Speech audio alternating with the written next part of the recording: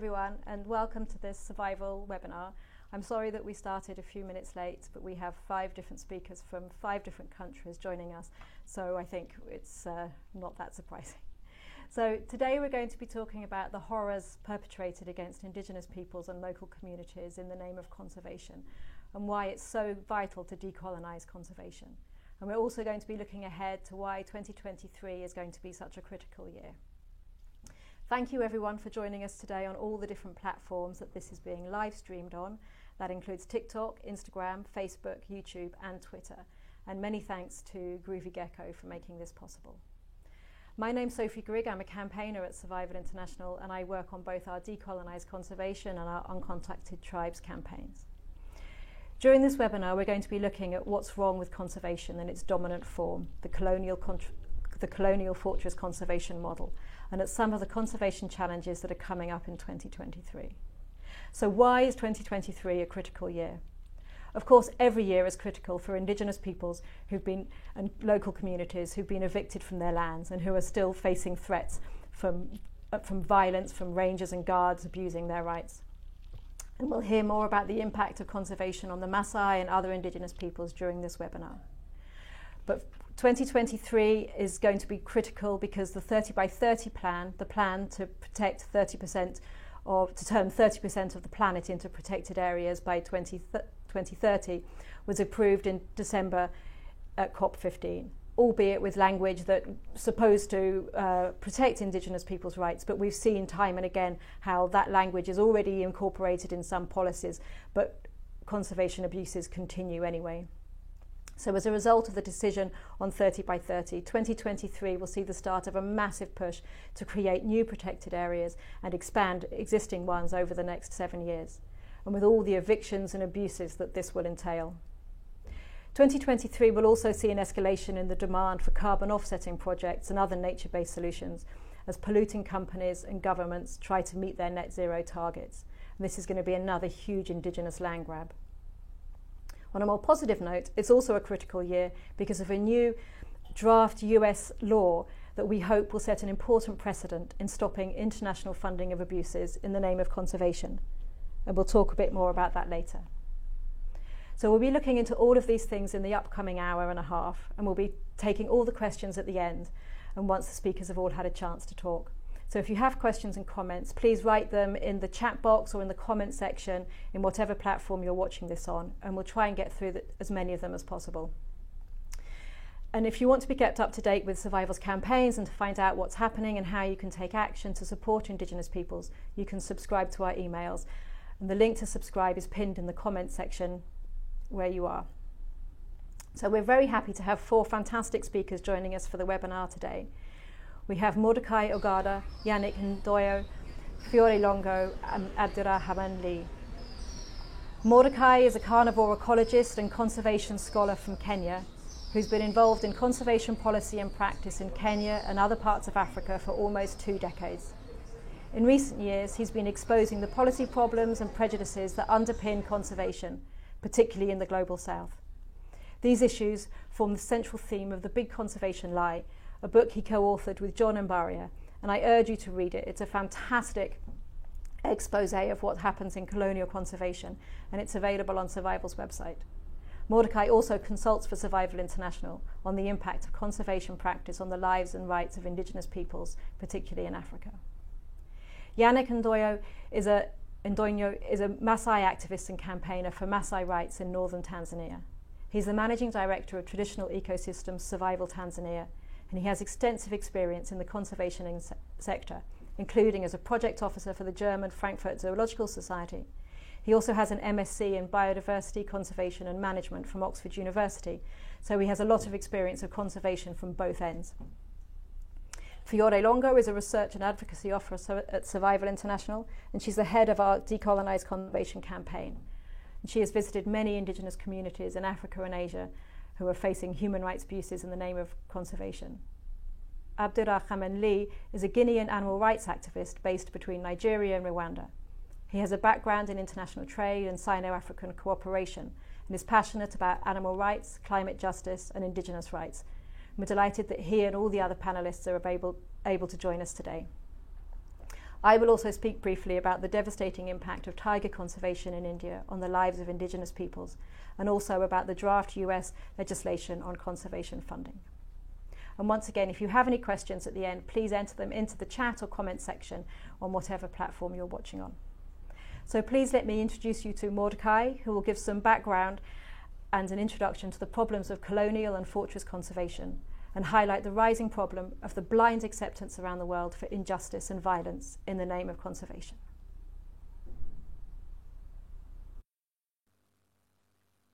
Thank you very much, Sophie, and thanks everyone who joined us.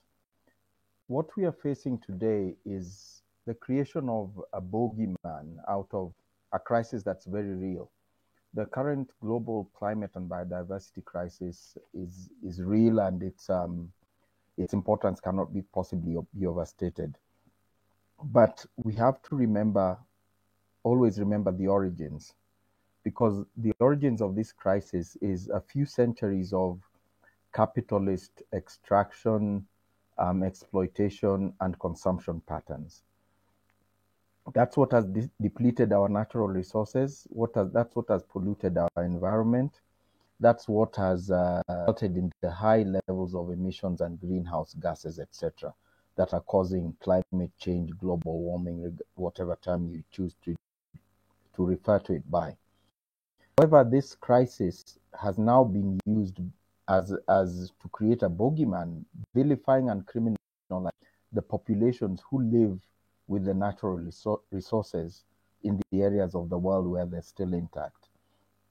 These are the so-called mega diverse areas, conservation areas, the ecosystems we all admire so much, the Congo Basin, East African rangelands, the Amazon, etc., including the seascapes. But we have now reached a stage where we are deciding as a global community that we all want to own. We all want to own those areas and take ownership of them from the custodians who them since memorial. And this requires money and requires violence. Now, when we're talking about decolonizing conservation, we talk about the origins of current conservation structures in colonialism.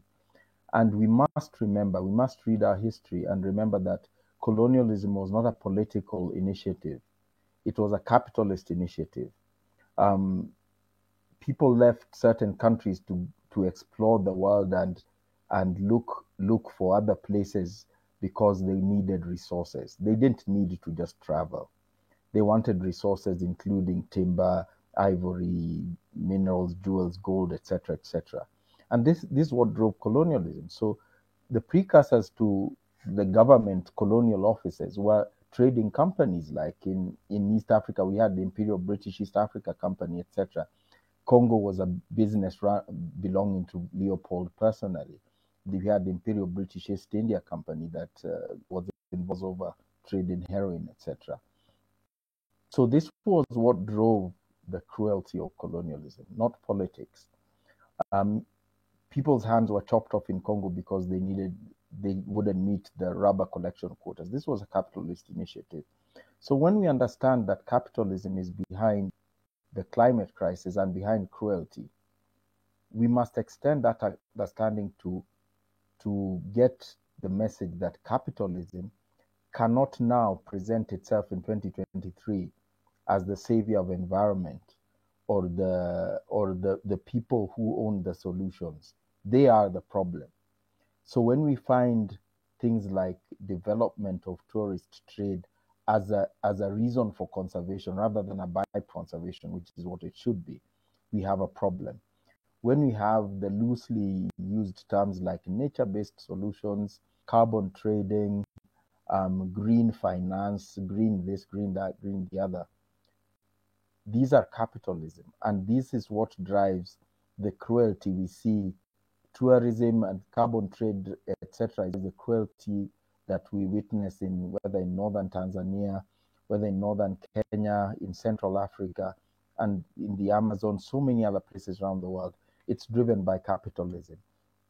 The crisis we face right now is that conservation interests have become slaves to their capitalist financial backers, because conservation has become a business. And we have actually created what are money laundering methods like carbon trade and carbon finance and all that. These are money laundering methods because it's money changing hands without products going in the other direction. And it's become a very lucrative, untaxed business that has enriched many people around the world. It has to be defended using violence. So as we go into the 30 by 30 era, when we want to have 30% of the world in protected areas, one of the things we have to look at is the definition of protected areas. We can't do it with the current definition we are using. The COP15 meeting in Canada brought in all sorts of language, but even the country that hosted it is still dealing with terrible atrocities against their indigenous populations. So countries, at the very least level, continents must look at their own objectives, aspirations, and targets. We cannot have anything that fits the whole world, because those of us who still have biodiversity cannot be held to the standards set those who destroyed all of theirs. This invariably leads to violence and a new form of colonialism. The UN and global bodies are very well equipped to deal with cruelty and violations by nations, but the UN is not equipped to deal with cruelty and rights violations by non-state actors like NGOs. So the citizens, the countries individually must wake up and keep a close eye on what's going on, so that we keep the welfare of our people intact, keep their rights respected, and let them continue with their livelihoods that have protected our biodiversity for so many years. It is no longer a climatic issue. It is not a biological issue, a chemical issue. It is a human issue, and it needs to be looked at holistically. We cannot have a biodiversity crisis that allows us to create a humanitarian crisis. We have to do better than that at this stage of civilization, if I can say that. If we are civilized, we surely must do better what we are proposing under the UN. And our countries must do better.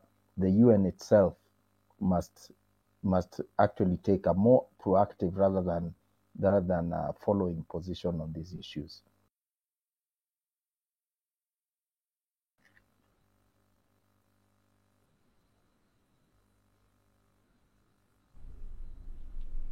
Thanks so much, Mordecai. That's so many important points there. So if you're just joining us, welcome to the webinar on decolonizing conservation. We're going to have questions at the end, so please put any questions into the comments or chat section on whatever platform you're watching on, and we'll put as many as possible to the speakers at the end. We're now going to go to Yannick Ndonyo, but before we go, show a video of Maasai people being fired at by security forces in Loliondo in Tanzania in June last year. And this is just one example of the horrific violence being perpetrated against indigenous peoples in the name of conservation. Yannick, a Maasai activist, will talk about what's happening in the video and also why global initiatives must stop supporting this sort of dangerous colonial conservation.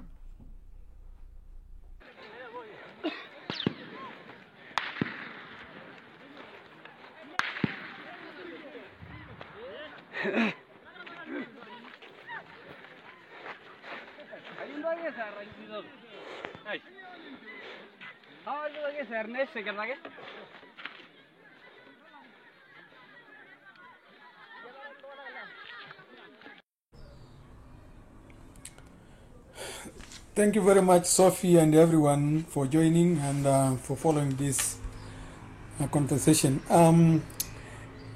The video you've just seen is exactly what happened in June last year in Loliondo, northern Tanzania, when the government decided it is time to create a protected area out of village lands in an unprecedented manner, by bringing military and paramilitary police onto village land without any announcement or without regard to any law.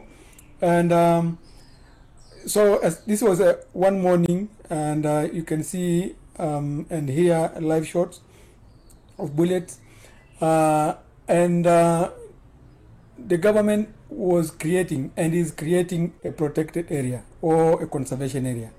And like what Sophie said, and Mordecai, this is just one example of many incidences like this, where governments and states create protected areas out of violence. And there's no any understanding or common ground created between peoples or communities and the government when conservation areas or protected areas are created out of their lands. So what happened in the video after the invasion of the state troops? The people are evicted, and the rangers and the police are kept over guard over that land, and no access is no longer permitted for either grazing or for whatever reason the community wants on the land. And this is completely wrong, because indigenous peoples and local communities have for centuries occupied and utilized these lands for cultural reasons and also for economic reasons. And to take land away just like that for any reason, conservation wise or otherwise, is unacceptable. And so what is happening right now, for example, people are forced to become poor, people are forced to become refugees, and conservation itself is not happening. It is rather tourism, and there's a confusion between if it is whether conservation is an objective or it is tourism. And this is all colonial.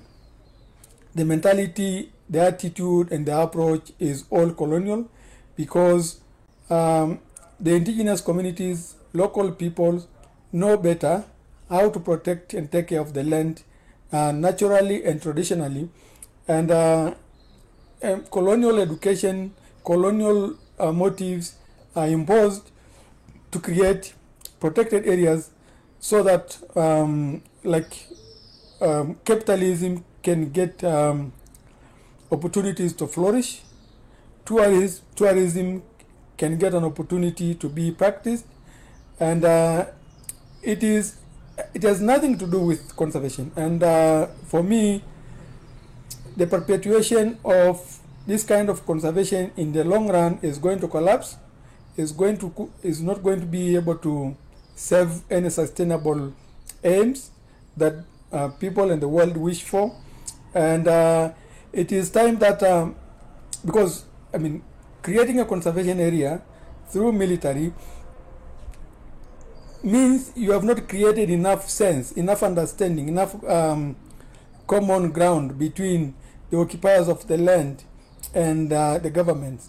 And in the long run, because that is going to collapse, it's going to serve any purpose.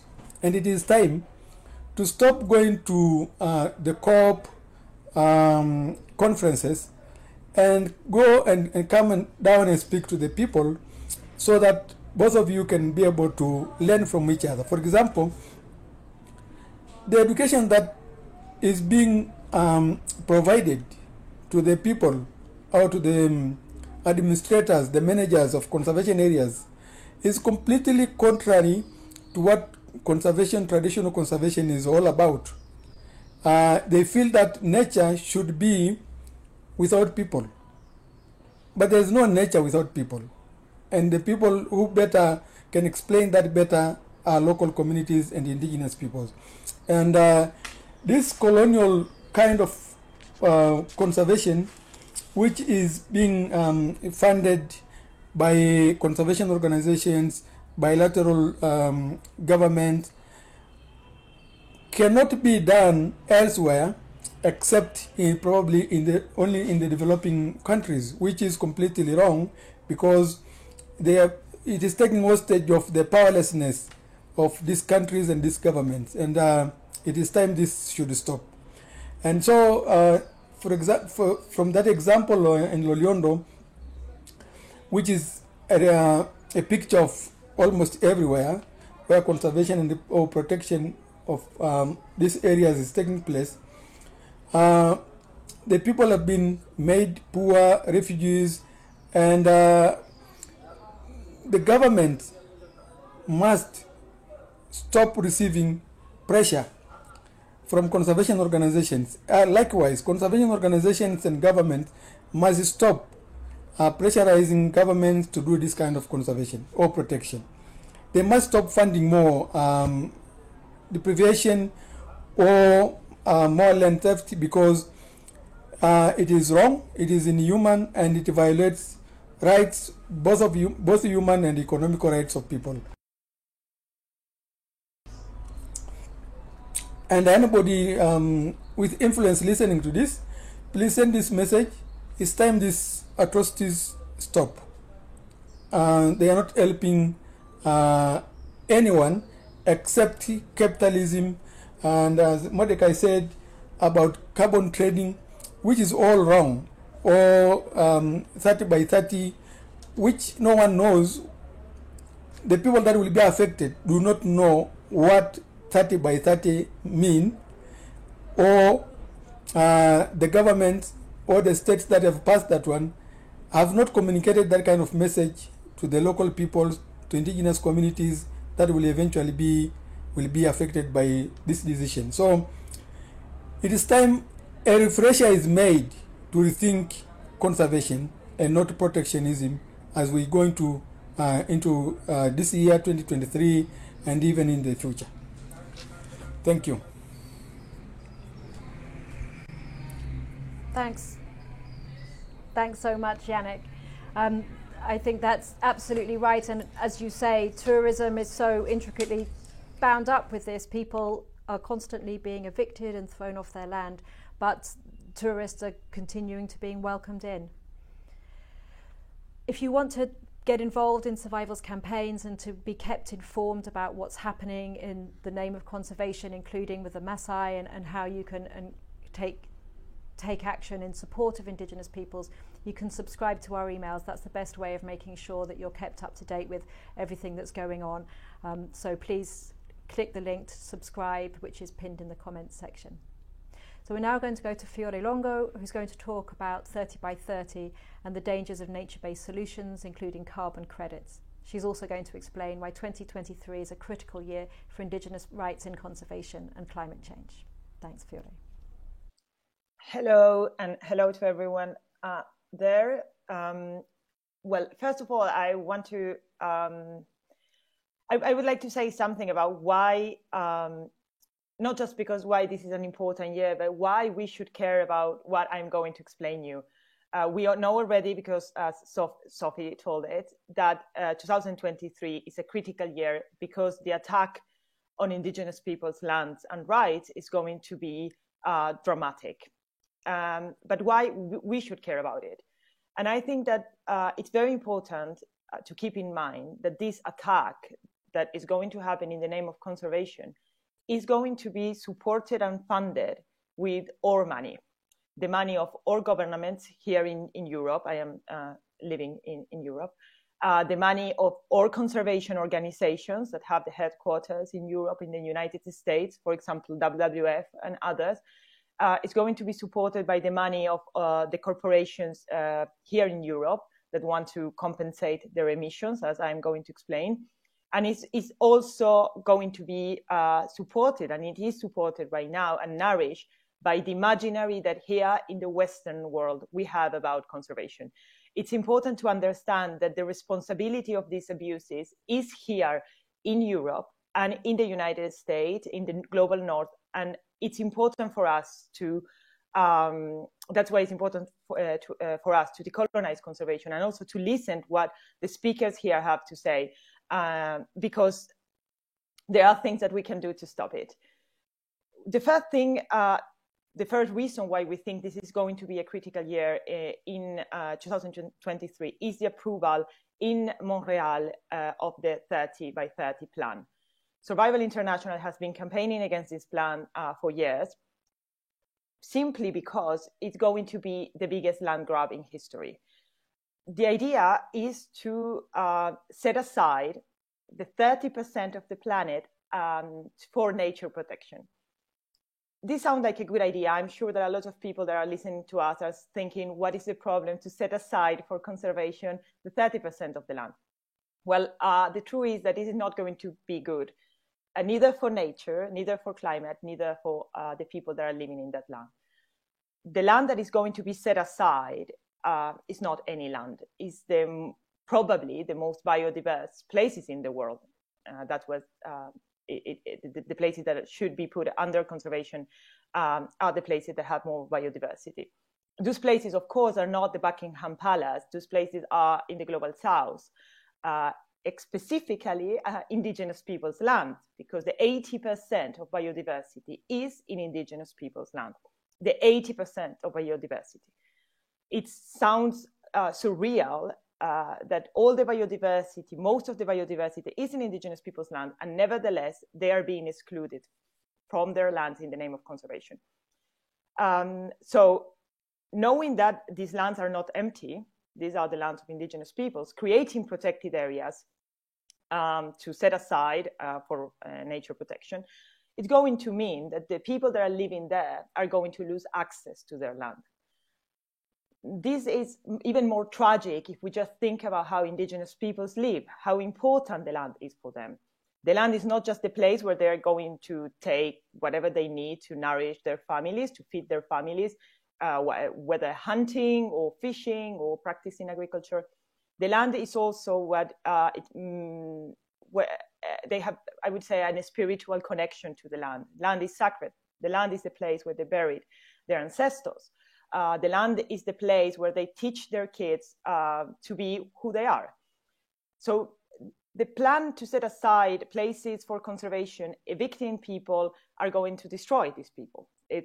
We sometimes call it genocide. And this is what is happening with the Maasai, for example. With the people being evicted, the land is not going to be protected, because the land is rich in biodiversity, because indigenous people have been taking care, have been doing things to protect the environment, nourish the environment by doing whatever they do to survive. There is an interconnection. There is ecosystems are made by humans and are made by animals and plants, and the interaction. And this is very important to keep in mind. When those people are being evicted, at the same time, protected areas are under the management of conservation NGOs, like, for example, WWF, or governments, that the only goal they have is to make money. So they will allow mass tourism, with hundreds or millions or thousands of tourists being allowed to get inside these protected areas, while and it's actually quite shocking to go to these places, especially in Africa and Asia, and see tourists that are welcome in jeeps and hotels and luxury hotels and restaurants inside areas, and at the same time, living sustainable, are being evicted. So we have this mass tourism that is welcome, trophy hunting is welcome, and sometimes also extractive industries are welcome inside these protected areas. Evidence show that indigenous territories, so when indigenous people have the control over their land, are performing better in terms of biodiversity protection than protected areas. Because when people feel empowered to protect their own land, and they have the right to do it, of course, they do it better. So we know already that evicting people is not going to be good for the people itself, but it's, as I say, it's not good for nature. Indigenous peoples are the best guardians of the natural world, and every scientific evidence is, of course, showing the same. At the same time, protecting the 30% of the land and keep polluting and destroying the other 70% is not going to solve, or, of course, a biodiversity crisis. The only way to solve the biodiversity crisis is to tackle the real drivers of biodiversity loss. That is not by coincidence, that nothing to do with indigenous peoples, but are here in our way of life. For example, overconsumption. If we keep consuming as we are doing, we will need more resources, and we are, as we are doing, destroying nature. The worst thing of the 30% is also the way that they are thinking to fund it, because part of the money is also going to come from climate mitigation. And here's the second very important factor that is going to be key in destroying indigenous peoples' land and life in the next year. no one can deny climate change right now. So corporations are just pushing out, and the corporations and the conservation industry are just pushing out all sorts of false solutions. Among these one, nature-based solutions. The idea is that nature can save us from climate change. So the only thing we need to do is not changing our way of life, not reducing our emissions, is just protecting other people's lands. That means creating more protected areas or planting trees somewhere else. Of course, this is false. There are several scientific studies showing this. Most of these carbon credits, that they are called projects, are a scam.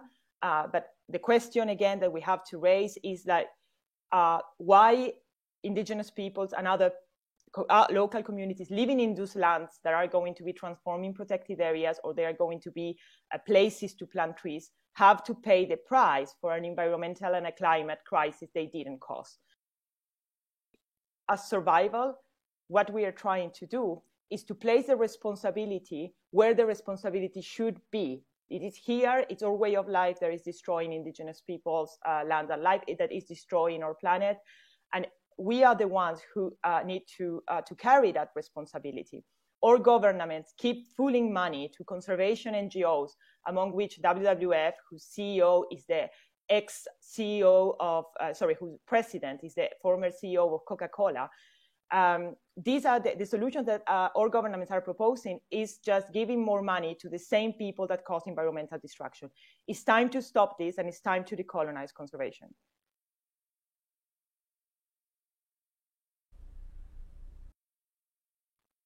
Thanks so much, Theo. And I think it's really clear what an important year this is going to be, and how important it is that we really take action and don't allow these protected areas under 30 by 30 and the carbon credits to just carry on in the same way they have been, ignoring the rights of indigenous peoples and abusing those peoples and using militarization to drive them off those lands. We're now going to see a short video about 30 by 30 just to really explain a bit more. Dear humanity, governments, big conservation NGOs, and the most polluting companies are promoting a dangerous plan.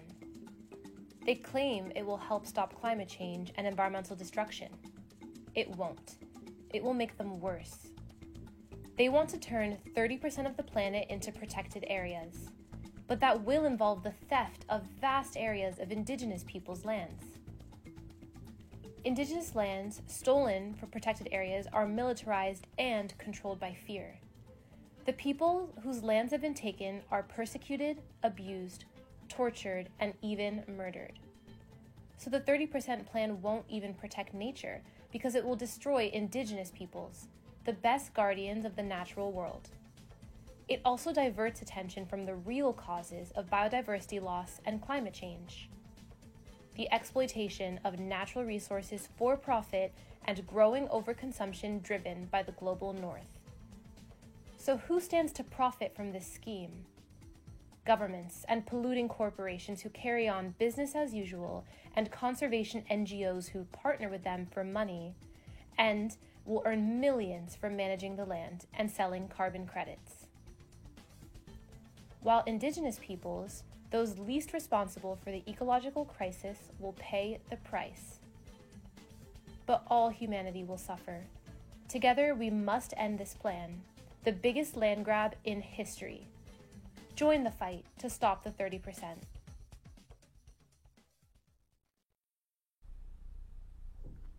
Okay, so remember, if you've got any questions, please write them in the comments section or in the chat box, and please do remember to sign up to receive our emails so you can find out about more webinars, more actions, how you can help campaign against the things that are abusing the rights of indigenous peoples. We're now going to hear from Abderrahman, who's going to talk about fortress conservation, colonial conservation, and how this won't help us solve the climate crisis. Hi everyone, I'm really happy to be talking with you today. I would like to thank Survival International for inviting me to speak, and I'm really happy to hear the interesting talks given by the other speakers. So we have already heard from the other speakers some of the ways in which colonial ideas manifest today and how colonialism shows up in conservation, particularly in things like forest conservation.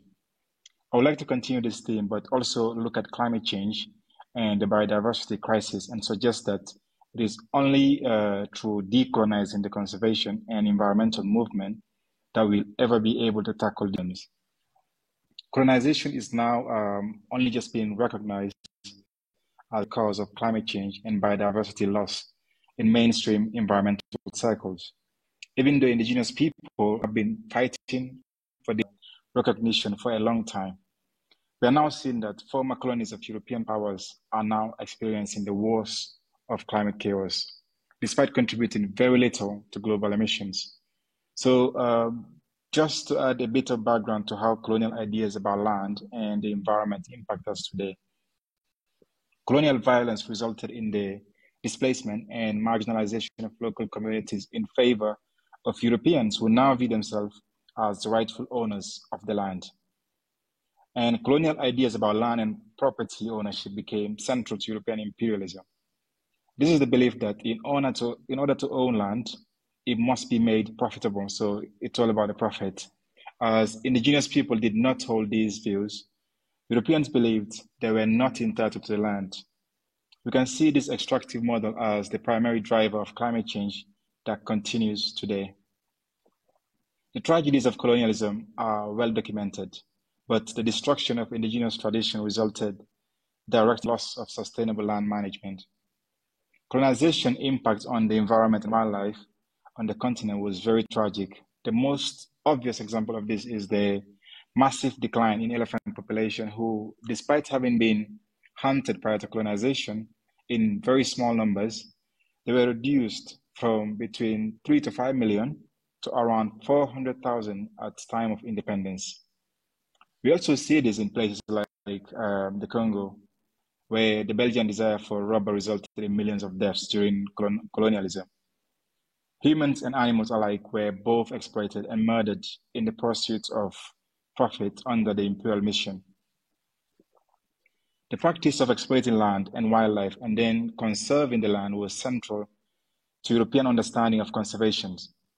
Species were pushed to extinction due to European hunting habits. This model of plunder and then attempt to save what is left is still seen on the continent, along with the mentality that something can only be worth protecting if they hold a monetary value. If you think of the debate about farming rhinos for their horns as an example, forest conservation is a primary example of how colonial ideas manifest now in conservation, but we also see this in the debate about hunting. While subsistence hunting is now rebranded as poaching, hunting by Europeans and Americans is branded conservation. Trophy hunting or hunting iconic species for sport in exchange for money is branded as useful to conservation, a way to manage numbers. But the distinction between the poacher and the hunter is one based almost exclusively on skin color. Socioeconomic reasons for poaching are ignored, and the historic displacement of indigenous communities in favor of conservation are dismissed as a potential cause of hostility. This distinction is having an extremely negative impact on communities who are subjected to military tactics in order to protect these animals from poaching, while shooting them for sport is protected as a form of conservation. I will summarize by saying that research shows that areas managed by indigenous population results in a slow rate of biodiversity loss. Therefore, the restoration of indigenous land management and not their displacement in favor of forest conservation and green militarization is central to the fight to protect wildlife and the environment. A colonial conservation model hurts indigenous people, but it also hurts biodiversity, the species we are hoping to protect, and the environmental movement. Conservation in Africa has a dark history as a colonial tool for land grabbing and resource extraction, and only through acknowledging this and moving away from ineffective colonial ideals will you be able to restore biodiversity and tackle climate chaos.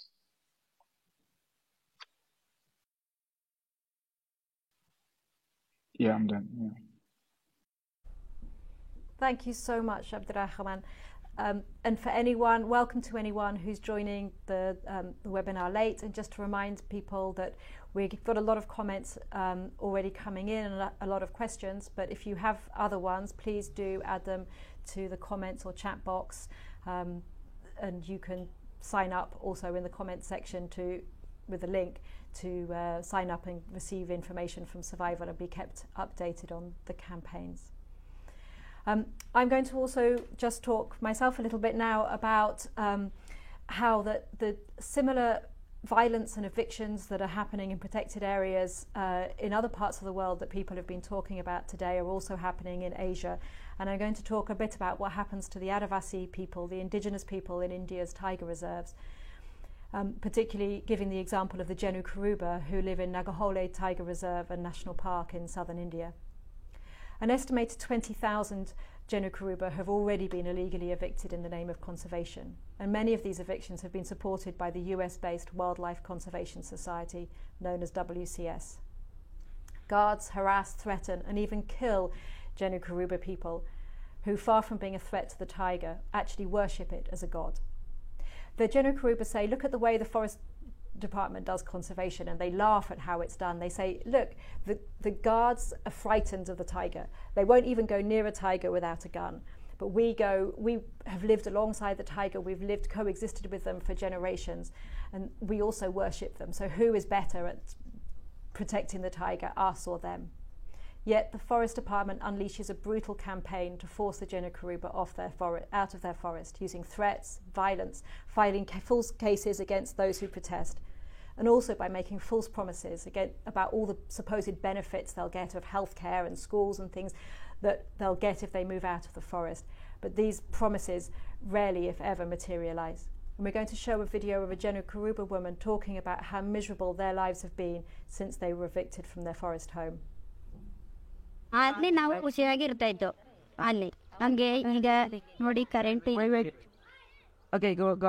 Current ಇಲ್ಲ ಒಂದು ಮನೆ ಕಂದಾಯ ಅದು ಇದು ನಾವು ಏನು ಕಟ್ತಾ ಇಲ್ಲ ಅಲ್ಲಿ ಈಗ ನಮಗೆ ಅಲ್ಲಿ ಈಜಿಯಾಗಿದ್ದು ಇಲ್ಲಿ ಬಂದು ಈಗ ತುಂಬ ಕಷ್ಟ ನಮಗೆ ಈಗ ಪ್ರತಿ ಒಂದು ದುಡ್ಡಲ್ಲೇ ಆಗಬೇಕು ನಾವು ಏನು ಮಾಡೋದು ಅಷ್ಟೇ ಅಲ್ಲಿ ಕರೆಂಟ್ ಏನಿಲ್ಲ ನಮ್ಮ ಕಾಡು ಒಳಗಡೆ ಬೆಂಕಿ ಆಯಿತು ನಾವಾಯಿತು ಅಷ್ಟೇ ಅದರಲ್ಲಿ ಚೆನ್ನಾಗಿತ್ತು ತೊಂದರೆ ಇದರಲ್ಲಿ ಹಂಗೆಲ್ಲ ನನಗೆ ಈಗ ತುಂಬ ಕಷ್ಟ ನಮಗೆ ಇಲ್ಲಿ ಬಂದು ನಮಗೆ ತುಂಬ ಕಷ್ಟ ಅಲ್ಲಿರೋದಿಗೆ ನಮ್ಗೆ ಕಷ್ಟ ಇತ್ತಿಲ್ಲ ಏನು ನಮಗೆ ಯಾರು ಬಂದು ಕೇಳೋರಿಲ್ಲ ಮಾಡೋರಿಲ್ಲ ನಾವು ಹೆಂಗೆ ಇದ್ದೋ ಹಂಗೆ ಖುಷಿಯಾಗಿ ಇದ್ದೋ ನಾವಲ್ಲಿ ಇಲ್ಲಂತ ಗಣಸು ಸಿಗ್ತಾಯಿದೆ ನಮಗೆ ಈ ಇದರಲ್ಲಿ ತಂದು ಈಗ ಈ ಥರ ಮಾಡಿದ್ದಾರೆ ನಮ್ಮನ್ನ ಫಾರೆಸ್ಟ್ ಅವರು ಒಳ್ಳೆ ಜಾಗ ಕೊಡ್ತೀವಿ ಒಳ್ಳೆ ಮನೆ ಕೊಡ್ತೀವಿ ಅಂತೆಲ್ಲ ಹೇಳಿ ನಮ್ಮನ್ನ ಇದು ಮಾಡಿದ್ರು ನಿಜ ಹೇಳ್ಬೇಕು ತಾನೆ ನಾವು ಸುಳ್ಳುಗಳು ಹೇಳ್ಬಾರ್ದು ಲಾಸ್ಟಿಗೆ ನಾವು ಚಿಕ್ಕಾಕೊಡ್ಬಿಡ್ತೀವಿ ಇದರಲ್ಲಿ ಮಾತಾಡಿ ಅದಕ್ಕೆ ನಾವು ಸುಳ್ಳು ಹೇಳೋ ಇದೇ ಇಲ್ಲ ಕಾಡಲ್ಲಿರೋರಿಗೆ ಅವ್ರಿಗೇನು ನಾವು ಹೇಳ್ಬೇಕು ನಾವು ಈಗ ಇಷ್ಟು ಇದರಲ್ಲಿ ಇದ್ದೀವಿ ಪರಿಸ್ಥಿತಿಯಲ್ಲಿ ಇದ್ದೀವಿ ನೀವು ಅದಾಗಿ ಬರಬೇಡ ಅವ್ನ ಮಾತು ಕಟ್ಕೊಂಡು ಬರಬೇಡ ನೀವು ಅದರಲ್ಲಿ ನನಗೆ ತುಂಬ ಕಷ್ಟದಲ್ಲಿ ಇವಾಗ ಇದ್ದೀವಿ ನಾವು ಅದನ್ನ ಯಾರು ಬಂದು ಏನು ಎತ್ತ ಕೇಳೋರು ಯಾರೂ ಇಲ್ಲ ಅದು ಈಗ ನೀವು ಬಂದು ನಮಗೆಲ್ಲ ತಿಳಿಸಿದ್ದು ಅಷ್ಟಿಗೆ ನನ್ನ ಮಾತು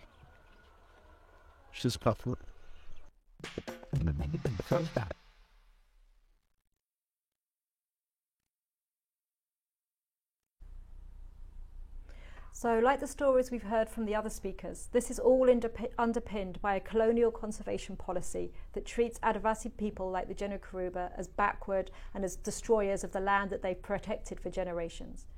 And it assumes that the only way to protect the forest is to kick out the indigenous peoples and to bring in outside experts to do the conservation. Although the Jenu Kuruba always say, well, these so-called experts, they come and to protect the forest, and they have to ask us questions all the time because they know nothing about our forest. Hundreds of thousands of Adivasis, including the Jenu Kuruba, have been torn from their homes. Yet, of course, as Yannick was saying in Tanzania, fee-paying tourists are welcomed in. Last year, 2 Jenu Kuruba men were killed by forest guards. One, Basava, died in December from his injuries after he was shot the year before.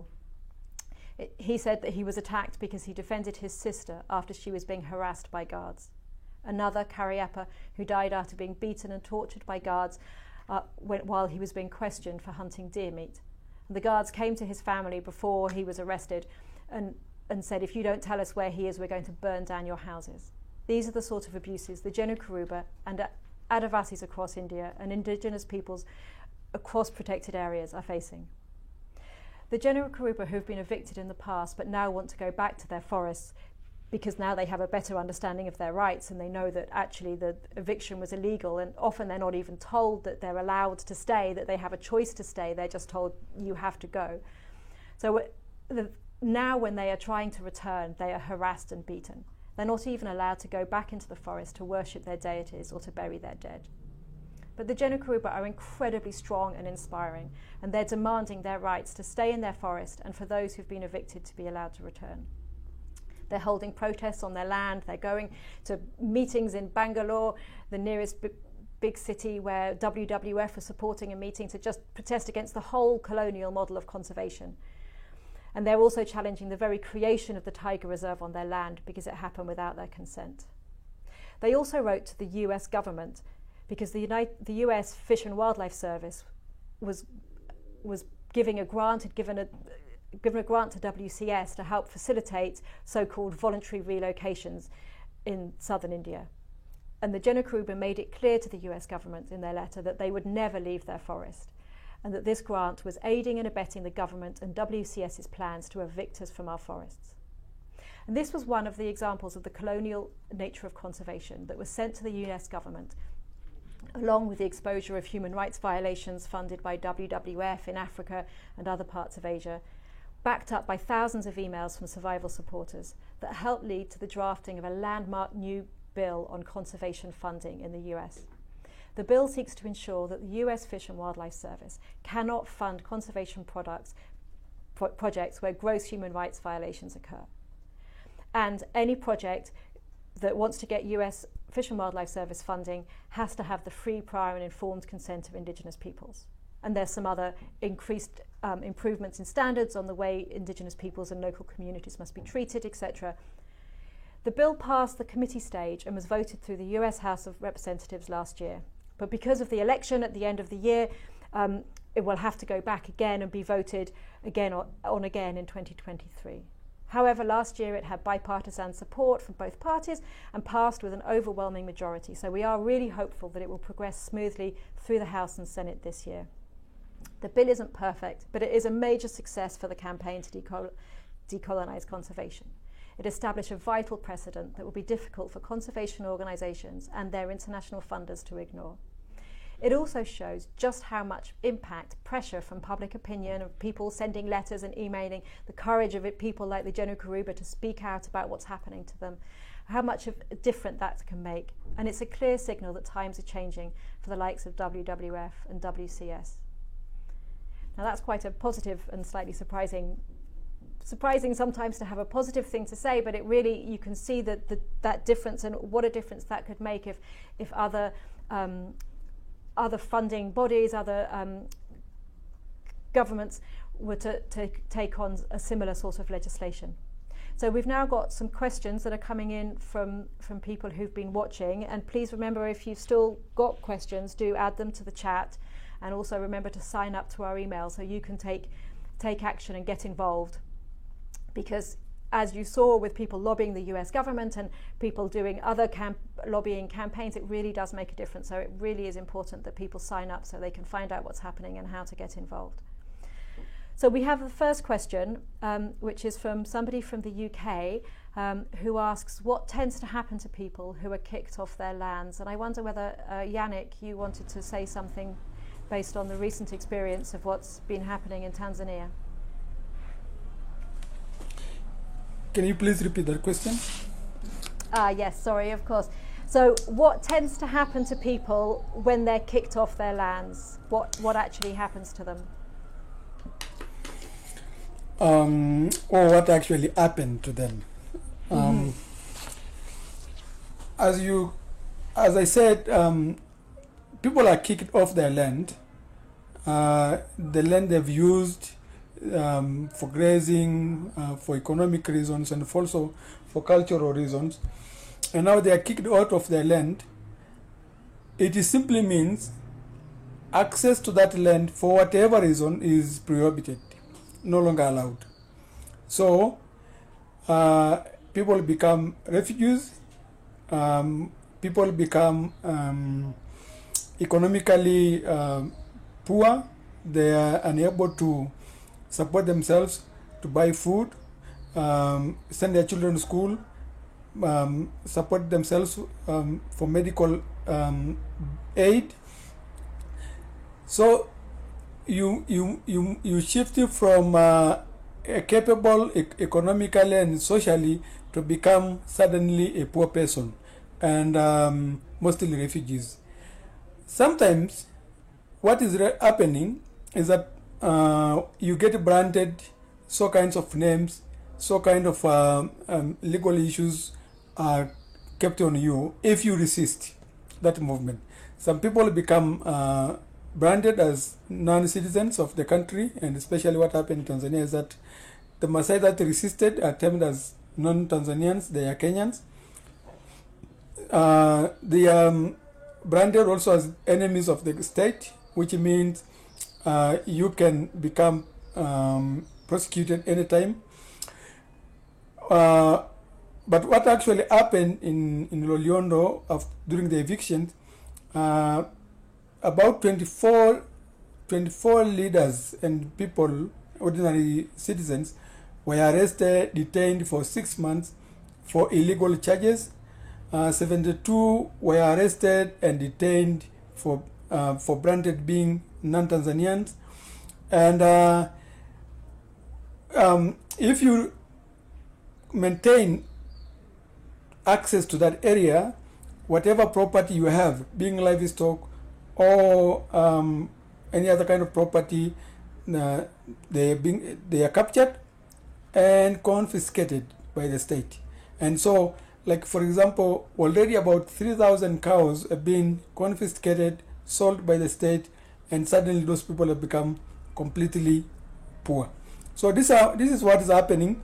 A lot of branding, illegal, and forced displacement and arrests, and some people become completely refugees. Like what is happening, most people went to Kenya as refugees and just a few returned. Okay, thank you very much. Does anybody else want to add anything? Theo, do you want to add anything about maybe the more long-term effects as well of people who've been away from their lands for a longer time? Yes. What actually happened with the people when they're evicted is that they lose everything that has a meaning for them. It's the same thing that would happen to us if we are evicted from our house, or from the place where we find meaning. And I have visited several communities in India, for example. Sophie was talking about tiger reserves, which is also another very dramatic example of fortress conservation. And usually in India, sometimes they're just evicted. Some other times they are offer money to leave. And the very, very sad thing is that most of the indigenous people that are being evicted, well, don't know a lot about market prices. So they have this money that is very little, is nothing, and then they are being cheated when they go to the outside the forest to buy land, and they end up buying land that actually is not fertile and they can't grow anything. And they are put inside these houses. Sometimes they are given money, sometimes they are put in what they are called resettled villages, which is also what happened to the Maasai in another area called Gorongoro, where they are pushed out and offered to go to these resettled sites that are horrible. The houses are in concrete, where indigenous houses usually are not in concrete, because of course, otherwise will be very hot. They are without any kind of social services. They don't have schools. They don't have hospitals. They don't have clinics or whatever else they need to live their life, and are just there in these places where they can't feed their families because they don't have the land is not good. They can't access to the forest anymore, for example, for the medicinal plants or for other food. So most of the cases, they are starving. I have seen people that were dying because they didn't have food. Some other cases, they have to work for money, which is also sometimes a new thing for them, sometimes not, but sometimes a new thing. So they end up working in, for example, in Congo happen a lot with the Baka. They end up working for other people in the farms, and then they are paid with alcohol. So what we are actually seeing is a completely destruction of them as people, which is, of course, extremely dramatic. This is what happened when the people are pushed out, in my experience. Thank you, Fiore. So we have another question. Somebody's asking, and I think Mordecai maybe will go to you first on this. Evictions, they say evictions are the most obvious form of colonial conservation, but can you also talk a little about the dangers of so-called community-led conservation and how this can mask actual colonial conservation? Yes, Sophie. As you said, evictions are the most overtly visible impact, but the cultural impacts are huge. It's detachment, as few alluded to. It's detachment from ancestral lands, detachment from sacred lands that lands that are sacred to them, and identity as well. And the long-term economic impact it's like economic genocide or disenfranchisement, because pastoralism, if I talk about pastoralism, it's not just a lifestyle, it's a production system, it's a livelihood. When this is changed and they're put into a situation where they're now serving the cause of maybe some tourism project, they're serving a tourism investor. Tourism, they move instantly from resilience and self-sufficiency to servitude. And why it's called tourism is probably the worst business one could get into, because it's subject to so many factors. Like those who are dependent on tourism have suffered terribly during the COVID pandemic lockdown. Yet those who are producing livestock kept their livelihood, because people would still eat meat, still drink milk, they still sell livestock. But tourism died regardless of how well you are running your business. But this is not a mistake. This is intentional. People who are self-sufficient economically are not easy to control. They need to impoverish people in order to make them controllable and create servitude. The servitude cannot survive with pastoralism. So this is why all over Africa and other parts of the world, conservation interests are deliberately trying to destroy pastoralism. And this is something that flies under the radar, and this is what our human rights bodies, a lot of activist groups, etc., and survival are finding it very difficult, because they're not researching it in fine enough detail. But the long-term effects of this will be catastrophic, especially in areas like northern Kenya, where there's a proliferation of small arms.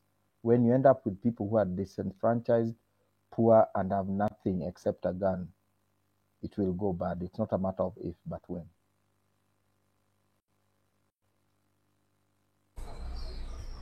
Thanks, Mordecai. And could you also say just a few words about the sort of when colonial conservation is dressed up as community-led conservation? Would you like to say something about that too? Yes. Community-led conservation is a complete fallacy. Let me make that clear at this point. There is no truth to it, because communities that live in areas around wildlife, they don't, and most indigenous African communities even have a word for conservation, because that was just their lifestyle. That was just how they live. You keep the river clean because your kids are drinking water from it, etc. So when they talk of community-led conservation, this is contrived. First of all, they destroy existing community structures like the systems of elders, etc., and create what they call committees.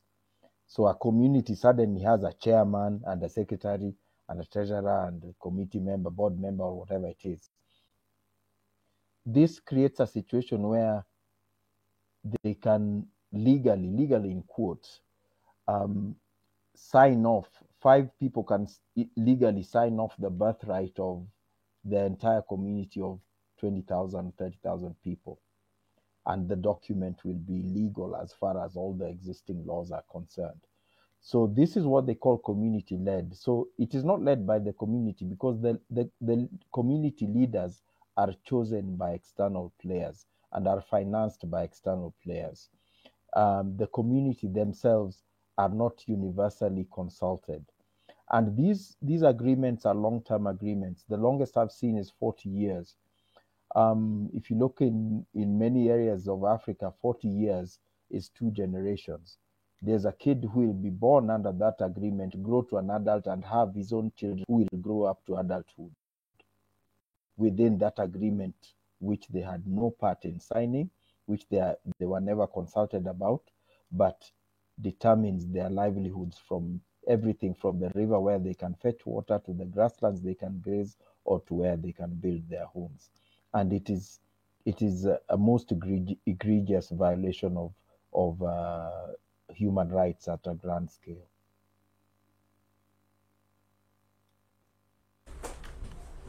Thanks very much, Mordecai. That was really clear. We have a question for Abderrahman now. Can you explain the difference between a hunter and a poacher?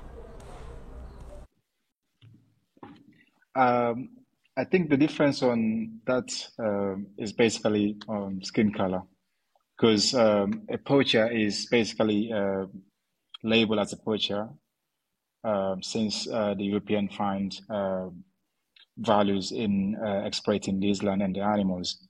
But as an African living in this land, there are many tribes that survive in either herding or like being around animals. But the poachers are defined by external people like Europeans or Americans. But the other side, where the hunter, who is glorified, the conservation movement, which is how accepted by the conservation movement that we see around, is basically doing like what we as African, we don't like engage in something like that. So here we see a poacher or someone who like hunts to survive as a normal person. But in the West now, they're seeing like a hunter who comes to Africa to kill animals is viewed as like someone who is saving conservation. So it's a big problem in this within the conservation movement, I believe. So I hope they will be able to make a difference in this to really like not glorify these hunters that are coming from outside to destroy the animals and our environment, and also try to make it sound like they're helping us. So I hope that will be a better explanation of my understanding of this issue. Thank you. Yes, that was really clear. So we have a question from someone from France. Maybe Theo, you'd like to answer this one. As a European person, they said, what can we do to act? Are there companies that we should be boycotting or particular messages to circulate? I love when they ask that question. Yes, there is a lot. There is a lot we could do. First of all, Survival International, which is the organization I'm representing today, does a lot of work of any kind, lobbying, advocacy, and we need people. We need to have a lot of supporters in order to make an impact. For example, when the Maasai eviction happened, we alert, of course, all the European governments that are giving money to Tanzania. One thing, if there is just an organization like Survival alerting them. Another thing is when there are hundreds or thousands of millions of people sending them emails. These make a difference. The goal of Survival is to radically change public opinion, because we believe that it's you, the people that are listening to us, that can actually make the big change. And we have campaigns in which we ask people to take action. So if you subscribe to your newsletter or follow us in social media, you will find things to do. The other thing that is important is that there are indigenous organizations like Yannick here, and could tell more about what you could do to support the Maasai. There are indigenous organizations, there are indigenous people that are trying and resisting with all their strength against the attacks of fortress conservation. And Yannick can tell you more about what, for example, you can do to support the Maasai. And the third thing, so there are survival indigenous organizations that I recommend you also to support. But there is also, very importantly, the fact that I was explaining before, that is our money that contribute to our things. So stop giving money to organizations like WWF, Frankfurt Zoological Society, African Parks, WCS, are ways to give them a clear message. Writing to them, explaining, we are not going to give you any more money because you are violating indigenous people's rights. These are all good things that we can do. Of course, the change is not, as I explained, will come from individuals. It will come from all of us as a society if we are all together fighting for this. That's why Survival is trying to build up a movement to decolonize conservation. And another thing, the fourth thing, is the education. What I mean with this, we were talking before about the difference between poachers and hunters. Yannick was talking about the imaginary of nature, the idea of imagining nature that is wild. All of these stereotypes that have an impact on the life of people come from us, from filmmakers or journalists or book texts or films. So there is a lot of educational work to do. And Survival has been, for example, working on a beautiful guide to decolonize conservation that I invite you to read. And so there is the necessity for people to share the material we are producing. We have also tribal voice videos, we call them. They're testimony of indigenous peoples in first line that are experiencing it. So this is something very, for us, very important, that people share our material. And for example, the video of the Maasai that Yannick showed before, it's very important. These have an impact because the government don't want bad press, want to keep their investment. So if we all are sharing this kind of information and taking action when necessary, it's of course very, very important. Great, thanks, Fio. And Yannick, did you want to add something about how people can support the Maasai and what people can do from Europe and elsewhere? Yes. One thing Europeans could do, especially if you are from France, is to write to UNESCO. UNESCO is supposed to protect cultures of indigenous peoples all over the world. But now it's like the other way around. It is like UNESCO supporting evictions and displacement of different cultures, especially the Maasai in Tanzania. So one thing is for people to write more letters demanding UNESCO to protect the rights of communities and the other cultures because it is within their mandate. That's one thing. Secondly, of course, writing and speaking to governments that support this kind of violent and fortress conservation, and mostly because it seems like the German government is supporting conservation, colonial, violent, whatever kind. They don't care what happens in the process, so long as it is now termed the conservation of protected area. The German government supports that, and I think they should know from the people in Europe that what they are doing is wrong, and they should stop it. So that's the second thing. The third thing is to support the Maasai and the other indigenous people that are displaced regularly, so they don't succumb to the pressure of poverty. At least so they're able to recover, they're able to protect whatever lands has remained, and they're able to support themselves and their families with education and other needs. And by doing that, we are able to stabilize an indigenous culture that is so useful and so important for conservation, like the rest of the speakers have said. But to put pressure on the European government and the American government is so crucial right now, so they can, not only the Maasai, but other communities all over the world that are suffering because of their support and the pressure from America and Europe. So the pressure from citizens, like what Fiore said, unite and put pressure on those units like UNESCO and the governments to stop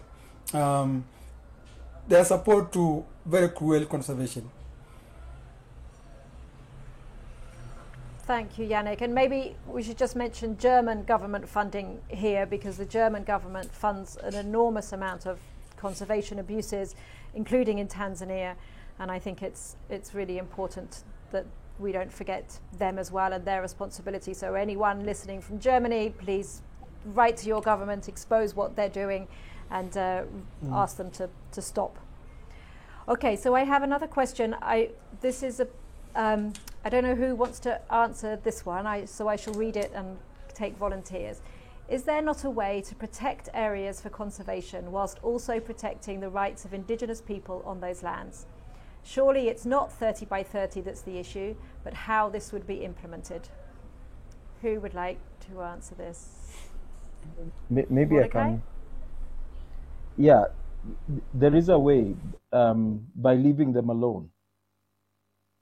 That is actually a possibility. These places have magnificent biodiversity, ecosystems, production systems, which have existed for thousands of years. Why can't they be left alone? The impetus behind the 30 by 30 is not biodiversity protection. Biodiversity protection is the excuse, but the impetus is capitalism. The need to take ownership of those areas. And the need to take ownership of those areas is what we are describing as colonial conservation or colonial.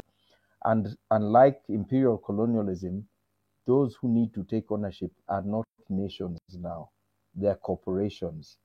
And the new colonialists are corporations and capitalists, and their agents are conservation organizations. So the way to conserve these areas is to leave them alone. If anyone is to do anything there, it should be to strengthen and improve the resilience of the people who have taken care of these resources for so many generations. So it's not, that question is very common. People keep saying, what's the alternative? The alternative is to go away and leave it alone. That's the alternative. And we keep to keep tourists, these romantic tourist notions out of the whole discussion. Because I always say, if someone doesn't want to see Maasai people or Maasai livestock, don't come to Kenya or Tanzania. We don't want you here. Because nobody goes to China and says they saw too many Chinese people. No one goes to India and says they saw too many Indian people. It's only Africa where people have this notion of the territorial notion, where you have beautiful landscapes, wonderful wildlife, and no people. That's what fallacy is. So the easiest way is to leave it alone, and let's start from what the people there want, what their aspirations are. Great, thanks so much, Mordecai. Can I add to that question? Yeah, to that answer? Yeah, yep, of course. One thing that we must do right now is to remove protection from conservation. That's one thing we must do, because people confuse conservation and protectionism and think by protecting or creating protected areas is conserving, which is completely wrong. Conservation is happening every day, everywhere where communities and indigenous peoples live. If today we take an inventory of biodiversity presence in community and indigenous people's lands, we may find that it is even bigger than what it is now protected in protected cycles. So that's one thing that we should do. We should remove protection from conservation. Secondly, tourism, because what the governments and corporations and what have you claim that conservation or tourism is probably the biggest source of income to protect or to support conservation in the world, which is completely wrong. So I would say tourism should support or should become as meaningful to communities and indigenous peoples as it is to the government. And the government should allow tourism to move freely and benefit people freely without their interference and without their conditions. Because tourism, and this is what also the North should learn, tourism or protection, conservation, tourism conservation areas in the North just happens arbitrarily, and it should happen likewise in indigenous communities' lands. So tourism should be allowed to flow freely and benefit people significantly as it does the government. Thank you. Thank you, Mordecai. Does anyone else, Abderrahman, would you like to add anything? Yeah. Theo, would So, after that. sorry. I think by including indigenous people in the process, because indigenous people are naturally out in trying. That's like their nature. That's the environment they live in. They are naturally supposed to, or they're conscious about what they're supplement. So you can't come and try to do some help out in someone's territory and kick them out of their territory. So in order to really do this, you need to let them lead you, not you coming to lead them in the way. So that's what I think I wanted to add on that. Thanks very much. And Theo, you just wanted to say something too. Yeah, but I'm conscious of time, so don't worry. I think it was exhaustive what they say. Thank you. Okay. So somebody has asked, is there any way to more specifically identify the perpetrators beyond generally terms like governments? Theo, do you want to answer that? Yes, I like this question. Of course, the perpetrators have a name also. So there are two things that differentiated.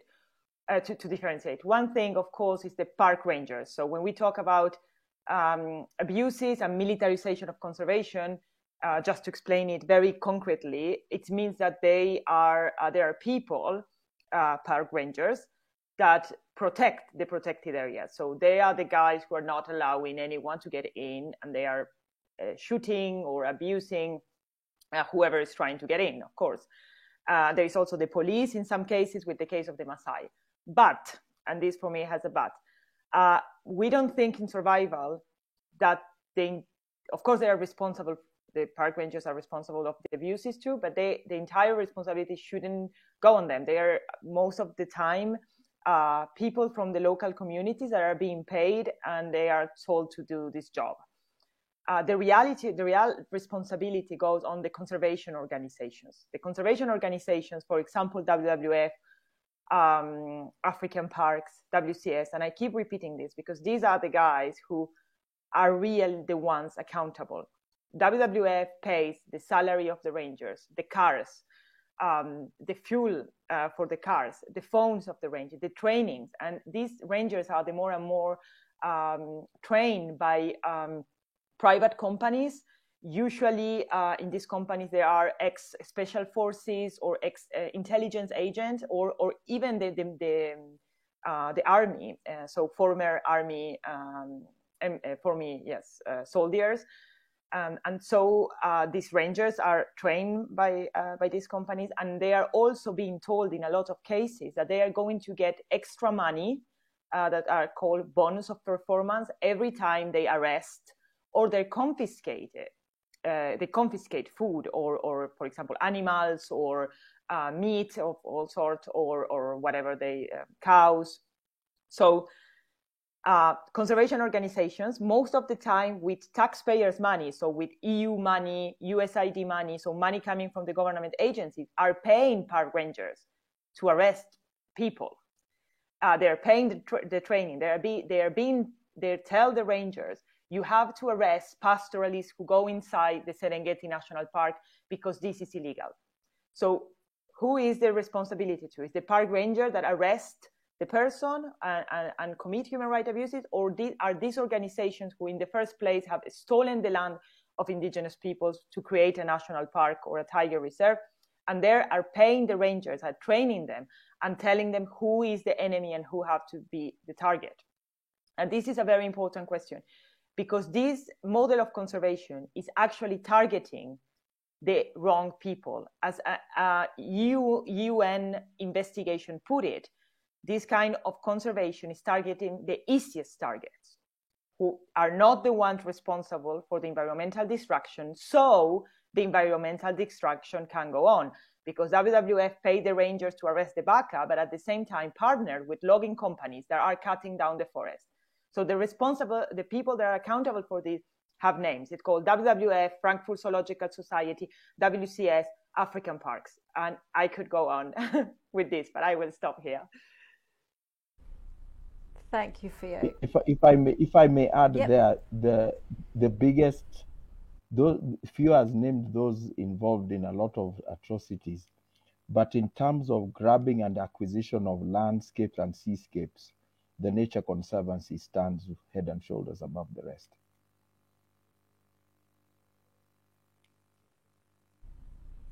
Yep, absolutely. Thanks, Mordecai. Anyone else want to just come in on this? We just have a couple of minutes left, so otherwise I can go very quickly to the last question. So somebody has asked from France, what can be done to amplify your voices and make this, what's happening here, widely known? And the 30 by 30 project and fortress and colonial conservation as a whole shouldn't be seen as the solution. And we literally just have 2 minutes left, so if someone would like to answer very succinctly, that would be wonderful. Question everything. I think scrutinize all claims or fundraising appeals. Ask them what they're doing in Africa versus what they're doing in America, doing in Europe. And I think it's just, don't fall for the feel good that they're selling, the feel good notions that they're selling. And I think keep talking about it, keep questioning it, and don't ever think that you're not an expert. This is a human issue. It's not biology, it's not chemistry, it's just humanity. And let's look past the fluffy toys and the nice reports and really ask questions, the way you question what you eat or the car you drive or what you drink and all that. So let's question this as well. Absolutely. Thank you, Mordecai. But also quickly, Survival International is running this kind of campaign globally, and I think people from France or Europe generally and America, please support this campaign. Join the main list, learn, and support what Survival International is doing, because there you will learn and there is where you will take action as well. Thank you. Thank you, Yannick. Well, you've just said what I was going to say again. That's absolutely, because we'll be keeping people informed about what's happening when Indigenous people's rights are being violated around the world in the name of conservation. And so please sign up. If you haven't already signed up, sign up to our to receive our emails, and then whenever awful atrocities are happening, for example, like when the Maasai were being shot at in Tanzania, and Survival, immediately informed the press and made sure that the Maasai's voices were being heard. And so it's really important to sign up, and then you'll hear about these things and what's happening and what action you can take. So I'd just like to thank everyone for joining this webinar across so many platforms, and also thank you to Groovy Gecko to allow this to happen. We've never been able to live stream in so many different ways and in so many places before. And enormous thanks to our speakers for sharing so much information. And I'm sure they've inspired everybody who's listening and inspiring all of us to get involved and to take action to decolonize conservation in 2023 and beyond. So please, thank you so much for listening. Thank you so much for caring about what's happening, and please do get involved, take action. As Mordecai said, don't believe the propaganda, look behind, ask the questions, and we together we can really make sure that 2023 becomes a year where really the decolonizing conservation really begins to happen. Thanks so much everyone for joining us, and thank you, goodbye.